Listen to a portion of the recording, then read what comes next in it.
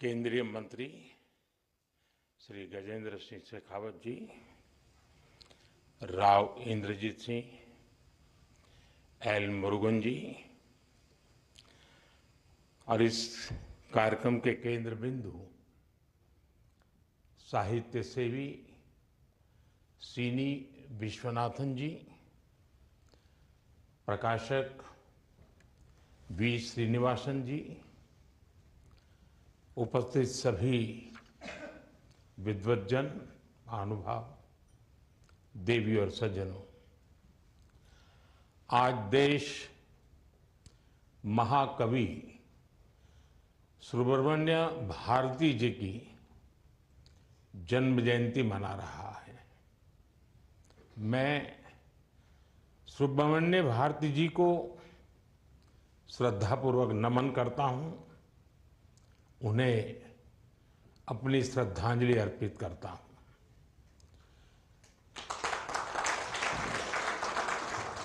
आज भारत की संस्कृति और साहित्य के लिए भारत के स्वतंत्रता संग्राम की स्मृतियों के लिए और तमिलनाडु के गौरव के लिए एक बहुत बड़ा अवसर है।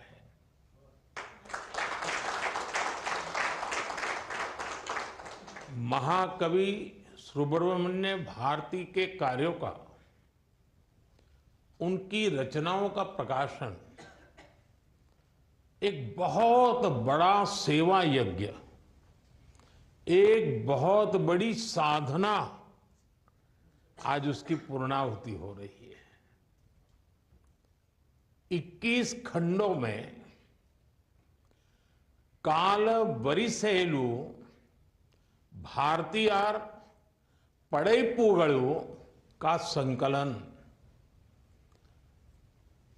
6 दशकों की अथक मेहनत का ऐसा साहस, ये असाधारण है, अभूतपूर्व है।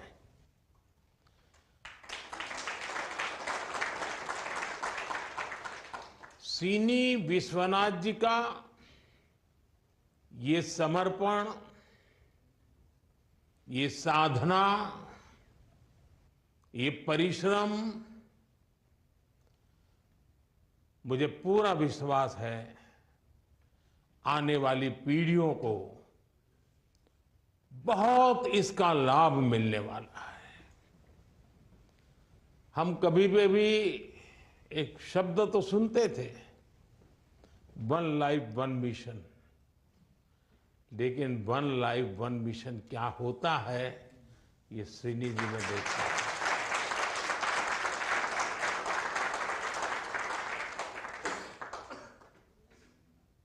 ये बहुत बड़ी साधना है। उनकी तपस्या ने आज मुझे महामहोपाध्याय पांडुरंग वामन काणे की याद दिला दी है।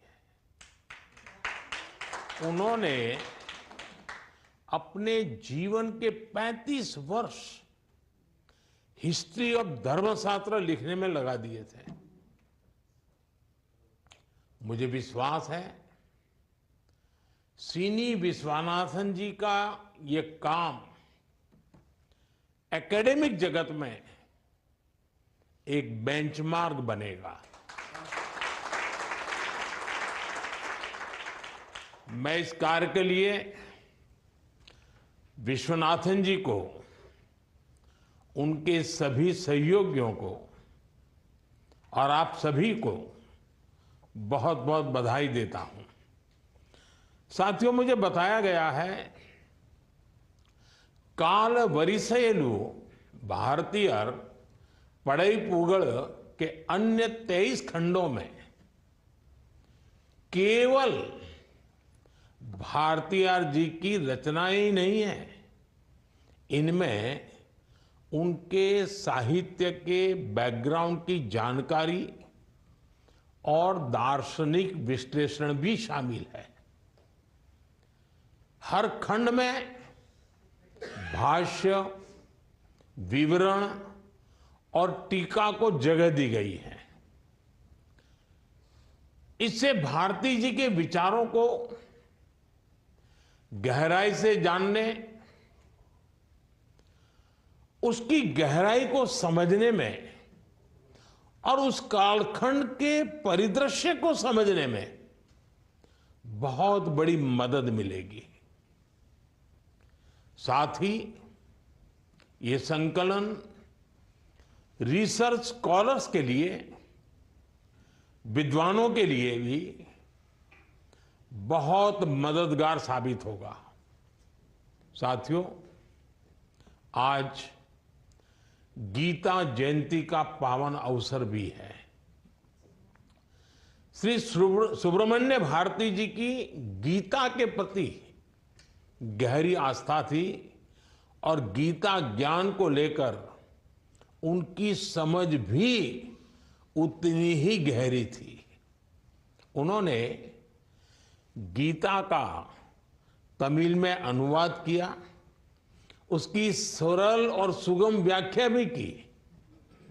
और आज देखिए, आज गीता जयंती, सुब्रमण्य भारती जी की जयंती और उनके कामों के प्रकाशन का संयोग, यानी एक प्रकार से त्रिवेणी संगम है।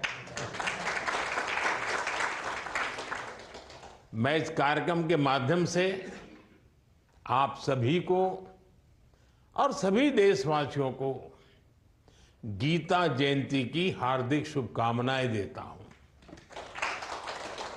साथियों, हमारे देश में शब्दों को केवल अभिव्यक्ति नहीं माना गया है। हम उस संस्कृति का हिस्सा है जो शब्द ब्रह्म की बात करती है, शब्द के असीम सामर्थ्य की चर्चा करती है। इसलिए ऋषियों और मनीषियों के शब्द ये केवल उनके विचार नहीं होते, ये उनके चिंतन, उनके अनुभव और उनकी साधना का सार होता है। उन असाधारण चेतनाओं के सार को आत्मसात करना और उसे अगली पीढ़ियों के लिए संरक्षित करना, ये हम सबका कर्तव्य है। आज इस तरह के संकलन का जितना महत्व आधुनिक संदर्भ में है, हमारी परंपरा में भी इसकी उतनी ही प्रासंगिकता है। उदाहरण के लिए, हमारे यहां भगवान व्यास की लिखी कितनी ही रचनाओं की मान्यता है। वो रचनाएं आज भी हमारे पास उपलब्ध हैं, क्योंकि वो पुराण की एक व्यवस्था के रूप में संकलित है। इसी तरह complete work of Swami Vivekananda, doctor Baba Saheb Ambedkar writings and speeches, Deendayal Upadhyaya संपूर्ण वांग्मय, आधुनिक समय के ऐसे संकलन हमारे समाज और एकेडेमिया के लिए बहुत उपयोगी साबित हो रहे हैं। थिरुकुरल को भी अलग अलग भाषाओं में अनुवाद करने का काम जारी है। अभी पिछले ही साल जब मैं पापुआ न्यू गिनी गया था, तो वहां की स्थानीय टोक पिसिन भाषा में थिरुकुरल को रिलीज करने का सौभाग्य मिला था। इससे पहले यहीं लोक कल्याण मार्ग में मैंने गुजराती में भी थिरुकुरल के अनुवाद को लोकार्पित किया था। साथियों, सुब्रमण्य भारती जी ऐसे महान मनीषी थे जो देश की आवश्यकताओं को देखते हुए काम करते थे। उनका विजन उतना व्यापक था। उन्होंने हर उस दिशा में काम किया जिसकी जरूरत उस कालखंड में देश को थी। भारतीयार केवल तमिलनाडु और तमिल भाषा की ही धरोहर नहीं है, वो एक ऐसे विचारक थे जिनकी हर सांस मां भारती की सेवा के लिए समर्पित थी। भारत का उत्कर्ष, भारत का गौरव, ये उनका सपना था। हमारी सरकार ने कर्तव्य भावना से भारतीयार जी के योगदान को जन जन तक पहुंचाने के लिए हो सके उतना प्रयास किया है। 2020 में कोविड की कठिनाइयों से पूरा विश्व परेशान था, लेकिन उसके बावजूद हमने सुब्रमण्य भारती जी की 100वीं पुण्यतिथि बहुत भव्य तरीके से मनाई थी। मैं खुद भी इंटरनेशनल भारती फेस्टिवल का हिस्सा बना था। देश के भीतर लाल किले की प्राचीर हो या दुनिया के दूसरे देश, मैंने निरंतर भारत के विजन को मां कभी भारती के विचार के जरिए दुनिया के सामने रखा है। और अभी श्रीनी जी ने उल्लेख किया कि विश्व में जब मैं जहां गया मैंने भारती जी की चर्चा की है, और उसका गौरवगान श्रीनी जी ने किया। और आप जानते हैं, मेरे और सुब्रमण्य भारती जी के बीच एक जीवंत कड़ी, एक आत्मिक कड़ी हमारी काशी भी है।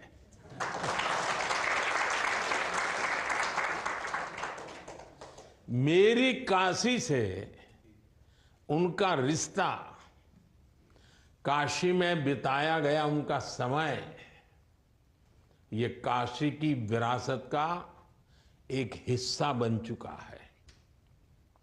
वो काशी में ज्ञान प्राप्त करने आए और वहीं के होकर रह गए।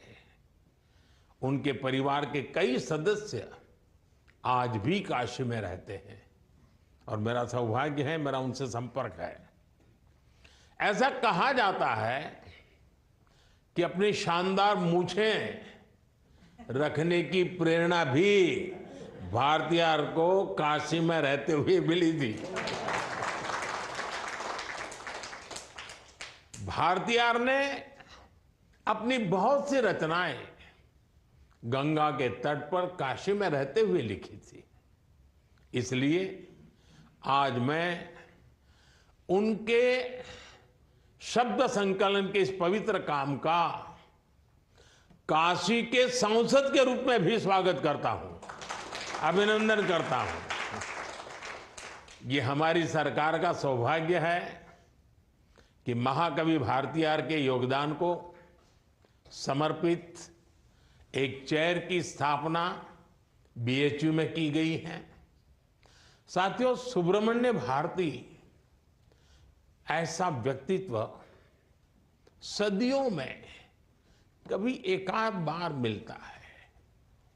उनका चिंतन, उनकी मेधा, उनका बहुआयामी व्यक्तित्व, ये आज भी हर किसी को भी हैरान करता है। केवल 39 ईयर के जीवन में भारती जी ने हमें इतना कुछ दिया है जिसकी व्याख्या में विद्वानों का जीवन निकल जाता है।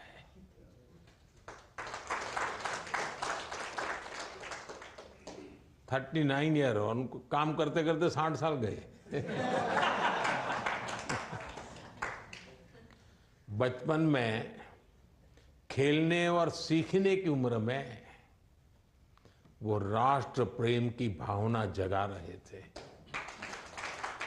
एक और वो आध्यात्म के साधक भी थे, दूसरी ओर वो आधुनिकता के समर्थक भी थे।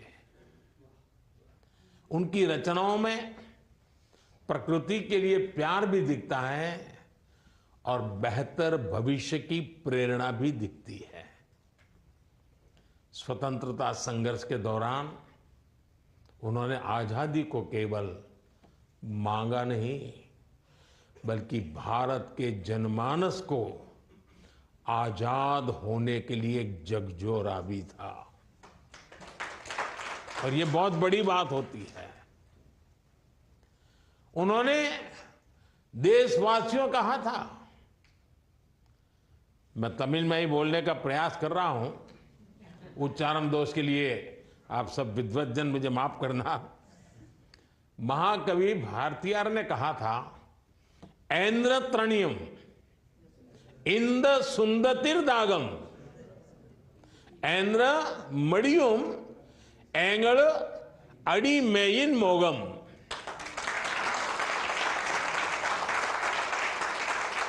यानी आजादी की ये प्यास कब बुझेगी, गुलामी से हमारा ये मोह कब खत्म होगा। यानी उस समय एक वर्ग था जिनको गुलामी का भी मोह था, उनको डांटते थे, गुलामी का ये मोह कब खत्म होगा।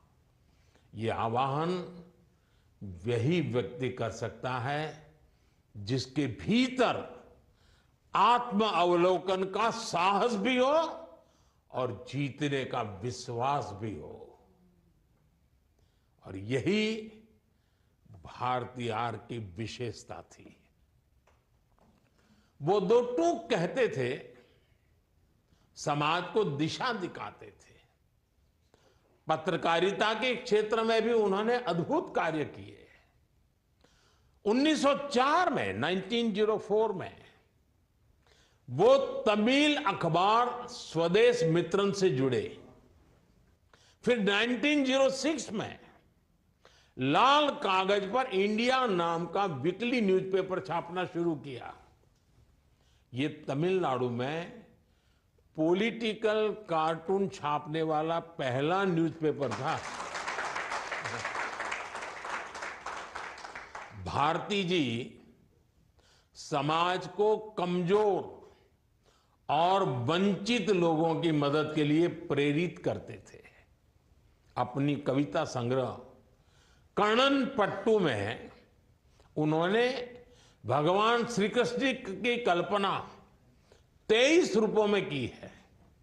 अपनी एक कविता में लिखती है। साथियों, भारतीयार अपने समय से बहुत आगे देखने वाले, भविष्य को समझने वाले व्यक्ति थे। उस दौर में भी जब समाज दूसरी मुश्किलों में उलझा था, भारतीयार युवा और महिला सशक्तिकरण के लिए प्रबल समर्थक थे। भारतीयार का विज्ञान और इनोवेशन में भी अपार भरोसा था।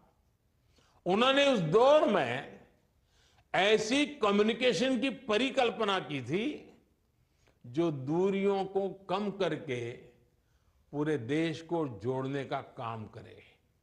और आज जिस टेक्नोलॉजी को हम लोग जी रहे हैं, भारतीयार जी ने उस टेक्नोलॉजी की चर्चा उस जमाने में की थी। और उन्होंने कहा था, काशी नगर पुलवर पेशुम उरई तांग, कांची इलु केट पद कोरु करुवी एचेवम। यानी एक ऐसा उपकरण होना चाहिए जिससे कांची में बैठकर ये सुन सके कि बनारस के संत क्या कह रहे हैं। आज हम ये देख रहे हैं, डिजिटल इंडिया कैसे इन सपनों को हकीकत में बदल रहा है। भाषिणी जैसे ऐप ने इसमें भाषा की तमाम मुश्किलों को भी समाप्त कर दिया है। जब भारत की हर भाषा के प्रति सम्मान का भाव हो, जब भारत की हर भाषा के प्रति गौरव हो, जब भारत की हर भाषा को संरक्षित करने की नेक नीयत हो, तो ऐसे ही हर भाषा के लिए सेवा का काम होता है। साथियों, महाकवि भारती जी का साहित्य विश्व की सबसे प्राचीन तमिल भाषा के लिए एक धरोहर की तरह है और हमें गर्व है कि दुनिया की सबसे पुरातन भाषा हमारी तमिल भाषा है। जब हम उनके साहित्य का प्रसार करते हैं तो हम तमिल भाषा की भी सेवा करते हैं। जब हम तमिल की सेवा करते हैं तो हम इस देश की प्राचीनतम विरासत की भी सेवा करते हैं। भाइयों बहनों, पिछले 10 वर्षों में तमिल भाषा के गौरव के लिए देश ने समर्पित भाव से काम किया है। मैंने यूनाइटेड नेशंस में तमिल के गौरव को पूरी दुनिया के सामने रखा था। हम दुनिया भर में थिरुवल्लुवर कल्चरल सेंटर्स भी खोल रहे हैं। एक भारत श्रेष्ठ भारत की भावना में सुब्रमण्य भारती के विचारों का प्रतिबिंब है। भारतीयार ने हमारे देश की विभिन्न संस्कृतियों को जोड़ने वाली विचारधारा को मजबूत किया। आज काशी तमिल संगमम और सौराष्ट्र तमिल संगमम जैसे आयोजन वही काम कर रहे हैं। इससे देश भर में लोगों को तमिल के बारे में जानने सीखने की उत्सुकता बढ़ रही है। तमिलनाडु की संस्कृति का भी प्रचार हो रहा है। देश की हर भाषा को हर देशवासी अपना समझे, हर भाषा पर हर भारतीय को गौरव हो, ये हमारा संकल्प है। हमने तमिल जैसी भारतीय भाषाओं को बढ़ावा देने के लिए मातृभाषा में हायर एजुकेशन का विकल्प भी युवाओं को दिया है। साथियों, मुझे भरोसा है भारती जी का साहित्य संकलन तमिल भाषा के प्रचार प्रसार से जुड़े हमारे इन प्रयासों को बढ़ावा देगा। हम सब मिलकर विकसित भारत के लक्ष्य तक पहुंचेंगे, भारतीयार के सपनों को पूरा करेंगे। मैं एक बार फिर आप सभी को इस संकलन और प्रकाशन के लिए बधाई देता हूं। और मैं देख रहा था उम्र के इस पड़ाव में और तमिलनाडु में रहना और दिल्ली की ठंड में आवाज देखिए, कितना बड़ा सौभाग्य है जी, और जीवन कितना तपस्या से जिया होगा। और मैं उनके हैंडराइटिंग देख रहा था, इतने सुंदर हैंडराइटिंग्स है। इस आयु में हम हस्ताक्षर करते समय भी हिल जाते हैं। ये सच्चे अर्थ में आपकी साधना है, आपकी तपस्या है। मैं आपको सच्ची श्रद्धा से प्रणाम करता हूं। आप सबको वणक्कम, बहुत बहुत धन्यवाद।